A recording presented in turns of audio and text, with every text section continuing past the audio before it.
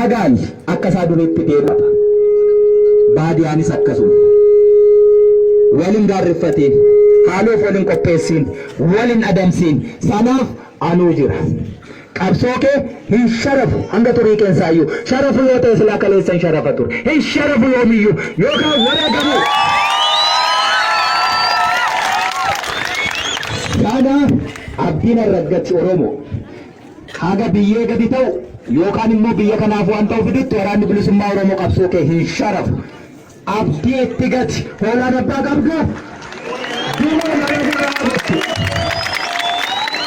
ilmaan matee kana dhaggeeffadhu waan isaan dalagan qofaa caqasii waan isaan siin jedhan qofaa fudhadhu.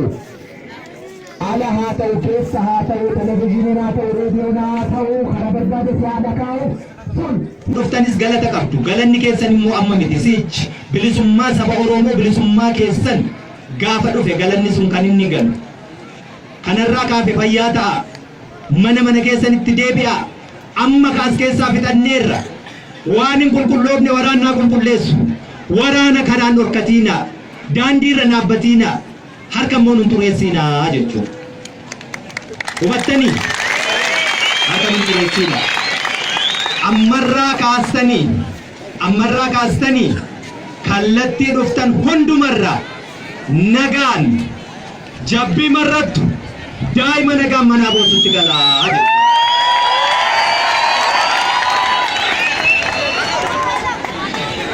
Reeffa amma jiru dafaa kaasa abbootiin amantaa warbaati daddafaa jechuudha.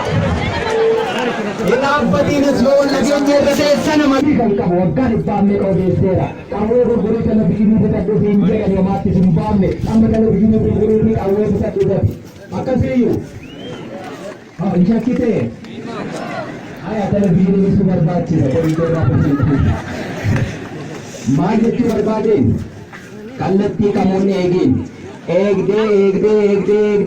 bara dhufaa darbaa hunduu itti dhufe dhiiga keetiin jireenya dhuunfaasaa tolfatee keessaa baheera. Dhiigaan jireenya dhuunfaa tolfatanii keessaa bahuun lafarrattis Rabbi birattis cubbu. Kanaaf dhiiga keetiin hin daldalu. Waraanni bilisummaa Oromoo waan jirtu hundaa galmaan siigaa. Yoo galmaan siiga'uu dadhabe immoo du'an sodaatu. Du'ammoo eenyuyyuu nama hin dhorkatu. Sana immoo itti jirra hin sodaatini. Kanaafuu innoo akkas ture. Innoo milishaa ture. Innoo poolisii ture. Innoo asixdeen areebaa ture. Harroo asuma keessa deemaa jira akkaman godha. Akka godhan ana ture. Bilisummaa Oromoo kan ittiin beekamnu reeffa ajjeesnee lafarraan qoton. Warri akkas godhe sirrii miti. Nama ajjeesanii reeffa lafarra qototuun sirrii miti. Nama bahaa gala dhorkachuun sirrii miti. Kanaaf qabsoo gaggeessinaa jennee deebinee isan dalagnu. Sirrii miti erga jennee ani immoo isuma deebiseen dalaga taanaan ani immoo siif maaliin sirrii. Akkasi miti? Sana jijjiiruutti hin jira miti? Sana jijjiiruutti hin jira.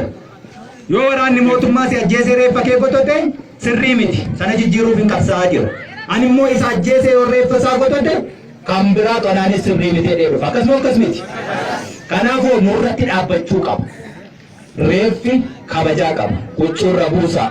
Abbootiin amantaa Islaamaa haa ta'u, Kiristaanaa haa ta'u, Waaqeffataa haa ta'u, amantii kamuu haa hordofu.